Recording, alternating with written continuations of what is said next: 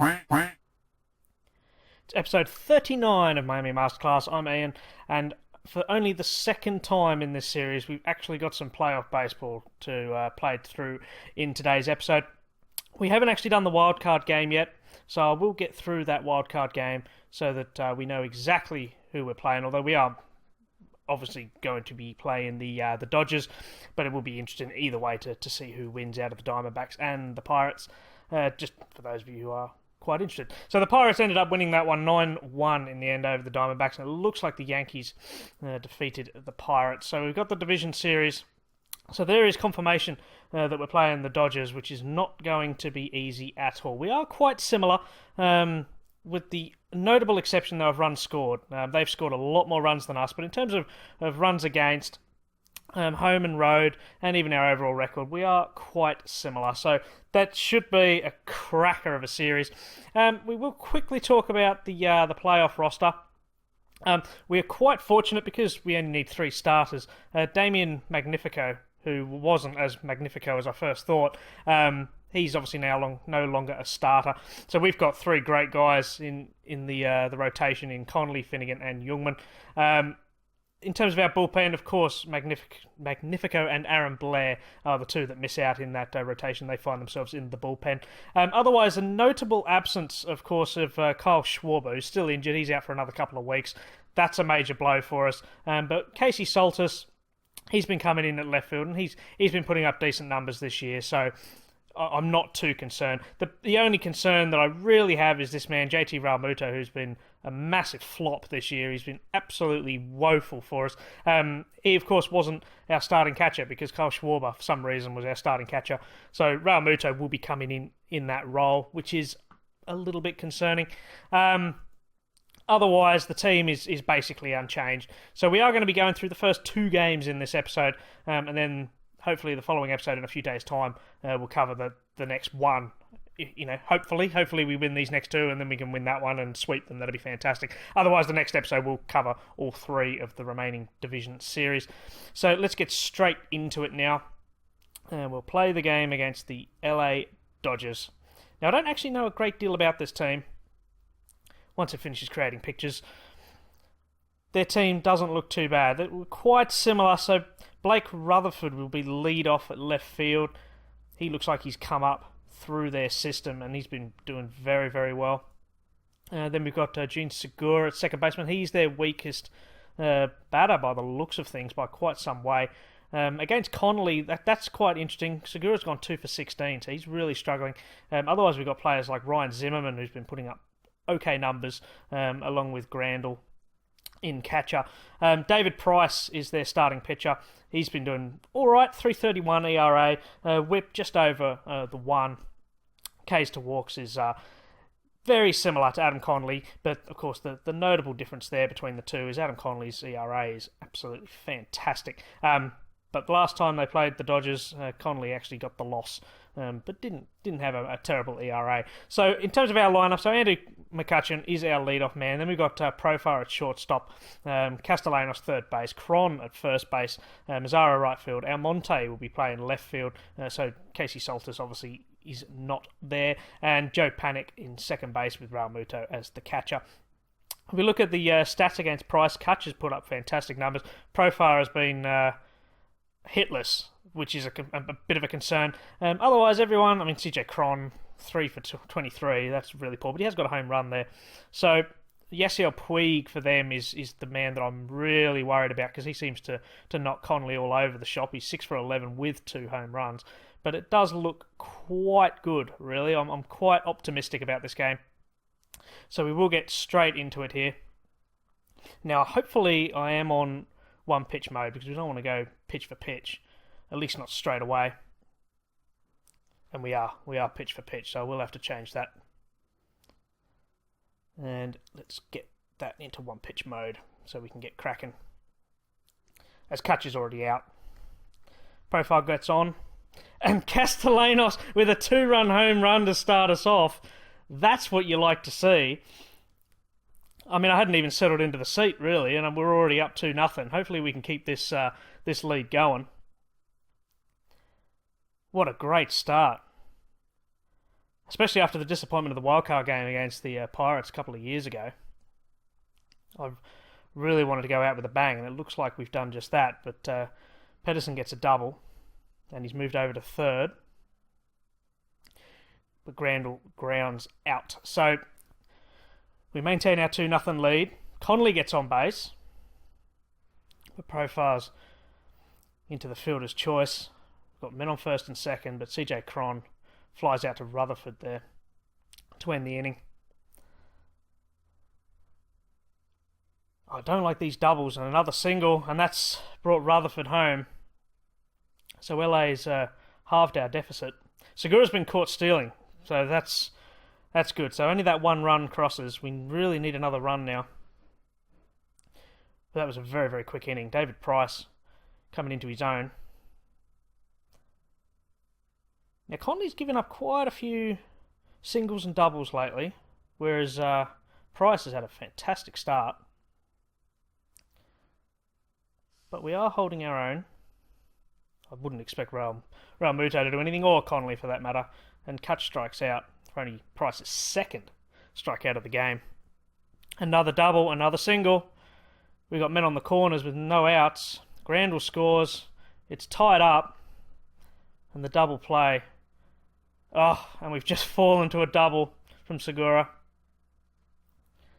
We're down 3-2. Now, Profile gets his first hit against Dave Price. His first or his second? I think he got a hit in the first inning, didn't he? We got men on first and second, 1 out. Reached on an error. We have bases loaded now, and a grand slam! Almonte with a grand slam home run in the first game of the divisional series. I would never have picked that in a million years. A grand slam home run. They don't happen very frequently. And that's just put us up 6-3. Connolly doing very well now. David Price has been yanked out of the game, actually. I didn't notice that at first. Perhaps I should do this one fractionally slower. Might be a good idea. I might do that for the next game. As Adam Connolly pitching an absolute gem. Castellanos walks. CJ Cron, what can he do? Gets hit by pitch. So we got first and second. No outs. A balk. Second and third. An intentional walk. So Almonte... They obviously didn't think Almonte was going to do another grand slam, but Joe Panic walks, which brings Castellanos home. So we're up 7-3, so this game is ours to lose, really. It's 8-3 now. This game is ours to lose. Let's not let them get back into this. Pedro Baez is on the mound for us. A wild pitch, that doesn't help, but the fly out by Yasiel Puig, that ends it. So we're into the 9th. Profile gets back on base. We're 1 out in the ground. Grounds into the double play, 6-4-3. So that ends the inning. So this is it. RJ Alvarez, it's not a save opportunity. As Jock Peterson's moving around the bases, and that brings him home. So it's 8-4. Still only 1 out. Oh, this isn't looking good, is it? It's 8-5. And we've still only got 1 out. We're 2 out now, but Iglesias scores 8-6, and that's it. A very tight finish. RJ Alvarez just about held on there. I wasn't too happy to see those guys start coming across the plate. That's confirmation. But Dan Slania actually ends up getting the save as Alvarez getting knocked all over the place. But Adam Connolly, look at that, 7 innings pitched. He did fantastically well. Gave up 7 hits, struck out 6. David Price only lasted 5 1/3 innings, and we battered him around all over the park. That 8-6 win, we needed that grand slam home run from Abraham Almonte. I'm actually going to have a look to see how many he's hit this season, if that's his first, because what a first grand slam home run that'll be. Let's have a quick look. Where are we? Let's go batting stats. We need to go... where are we? Let's go... Is it batting splits? There you go. Bases loaded. Bases loaded. Which one's the home run? There you go, down here. Oh, yeah. Bases loaded. 1. So he has got 1, but I don't know if that's including the playoffs or not. I don't think it is it? It hasn't actually got the playoffs on here, does it? I don't know. It's either his first or his second, but either way, who cares? Because we've just taken a 1-0 lead in the series. and we are playing them again tomorrow. So we're playing at the Dodgers, remember, because let's have a quick look at the standings. You'll know that we're actually the worst division winner in the National League. So the Cubs are obviously taking on the Pirates, which would be a fantastic series. So we've got the Dodgers. So the Dodgers have got the home advantage. If we can wrap it up back in our Marlins ballpark, that'll be outstanding. So let's get on with the second game, and then we'll have a quick look at the other games. Otherwise, let's have a quick look. It doesn't look like there's a great deal of change.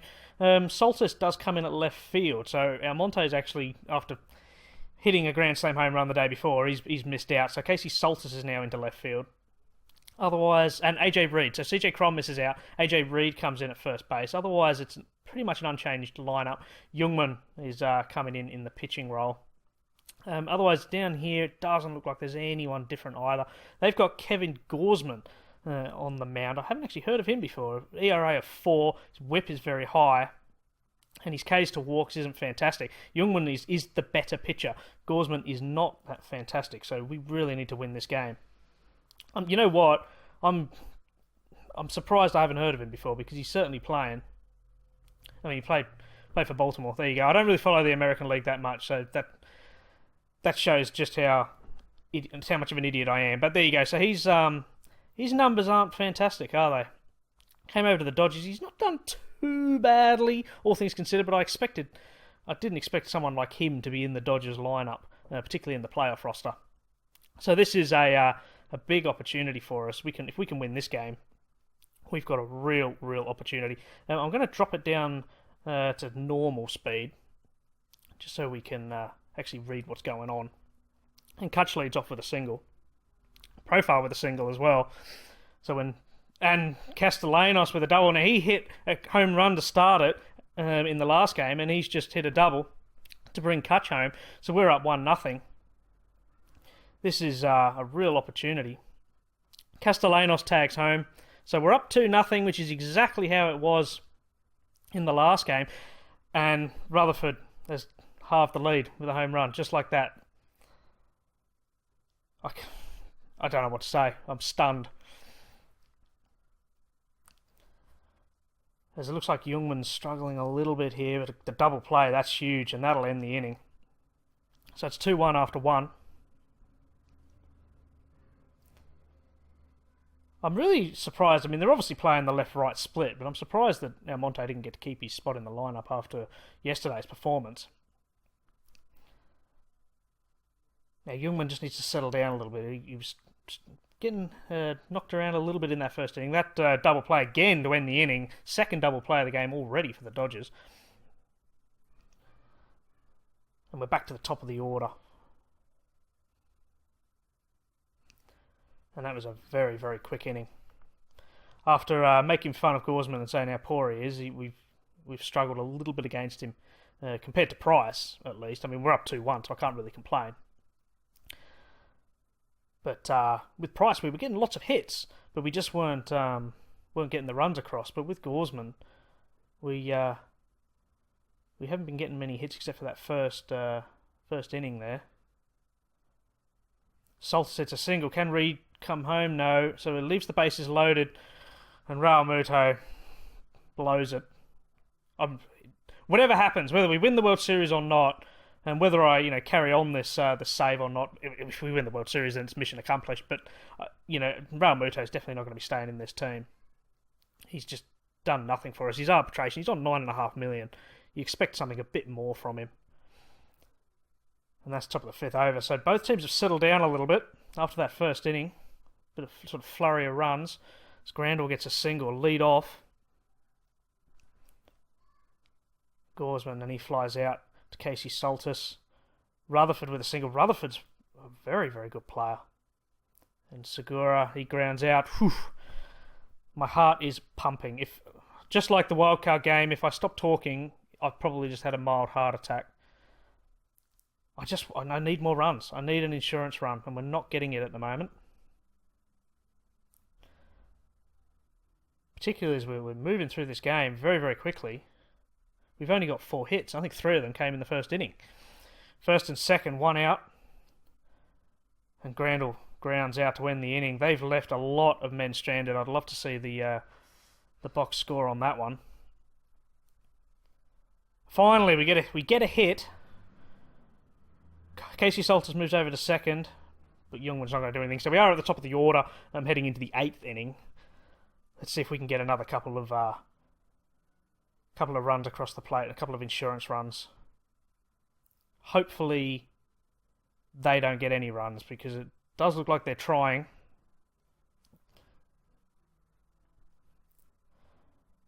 Skipworth comes in and he flies out to Mazzara. Oh, let's hope RJ Alvarez doesn't blow this one. Although he probably won't play, will he? Because he might be a bit fatigued, because he was out there a lot longer than he should have been. And that was a very, very quick inning for us. We did absolutely nothing there. Hit by pitch. Taylor Youngman's still out there. And he grounds into a double play. Get in. And Peterson grounds out as well. We still hold that 2-1 lead as we head into the 9th. Mazzara gets a single to start us off. And Reed with the double play. Come on, Panic. That's it. So we don't add anything to our first 2 runs. And RJ Alvarez is up. He strikes out swing. That's 2 strikeouts now. Come on. Oh, this will be fantastic. Oh, double! That's not what you want to see. But Ryan Brett, he flies out to Mazzara. We take a 2-0 lead in this divisional series against the Dodgers. I wouldn't have predicted that at all. This guy is a standout signing. 8 innings pitched. He gave up 9 hits, but only the 1 run. How many double plays did they ground into? They ground into 3 double plays. They left 8 men on base to our 2. I think we robbed them, didn't we? We absolutely robbed them, but that's the game of baseball. But this guy's certainly the man of the match. What a signing he's been. He's been absolutely outstanding for us this year. And I picked him up thinking that he was going to be nothing more than a sort of backup player. He's 5th in the rotation, something like that. And he's just been outstanding. I don't know what to say. I'm absolutely stunned. Salters with 2 hits, so that justified his inclusion into the lineup. Otherwise, the top of the order were the ones that got the job done. Raul Muto has not got a hit so far in this divisional series. That's a minor concern. But here he is, that Taylor Youngman. When you look, last year, he put up pretty poor numbers, didn't he? He was with Minnesota initially? No, he wasn't. He was with Seattle initially, and he was doing all right. Then he went to Minnesota, obviously in a trade or something, and he was battered all over the shop and didn't really do that much. So that's why I sort of picked him up, thinking, he's a gamble. I don't know if he's going to last. And he's done fantastically well for us, so I cannot complain at all. So let's skip into tomorrow, and then we'll have a quick look at the rest of the games. So the Yankees and the Sox, they're tied at 1. That looks like it's going to be a great series. So the Boston Red Sox, I believe, are... Yes. So they've got the best record, and the Yankees are the wild card. And so really the Red Sox should be winning this one, but it's tied at 1. In fact, they're all tied at 1 except for ours. So we've got the Texas against Minnesota. So, of course, Giancarlo Stanton for them. He's got 3 hits in 6 at-bats, but he hasn't got a home run yet. And they've tied at 1 too. They actually tied it up in game 2. And they've got Pong-Soo Kim as well. Look, he's gone hitless, but he's obviously got a sac fly or a sac bunt there as well, because he's got an RBI. So 2 of our former guys actually in the playoffs as well. Now, is there anyone else? Now, Ketel Marte, I think he actually went in the trade with Youngman, I think, and he hasn't done too badly this year. So he declined massively from when we first picked him up. We picked him up from Seattle. He went 278.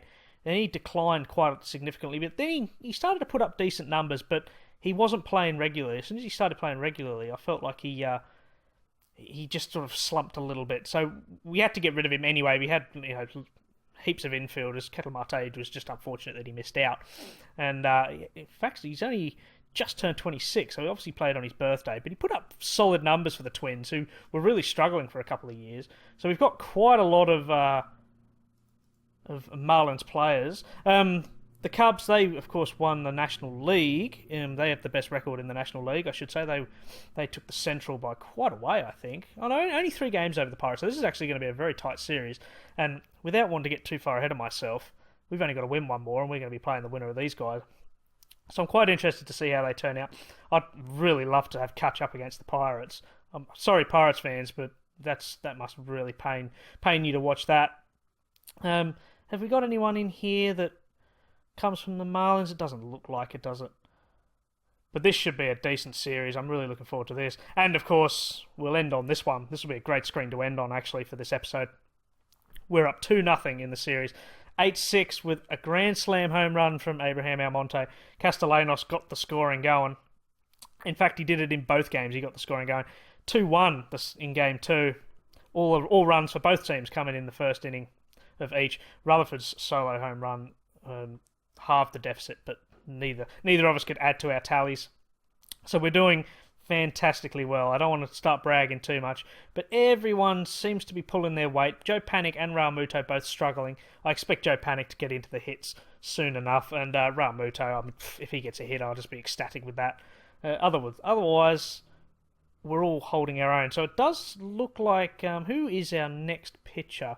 I believe it's Finnegan. I believe Finnegan will be coming in next. And we'll leave that for a couple... And, yeah, geez, what am I talking about? I'm sitting there going, I wonder who's playing, and it's right there. Adam Conley. Adam Conley's coming back in against David Price again. So hopefully we can...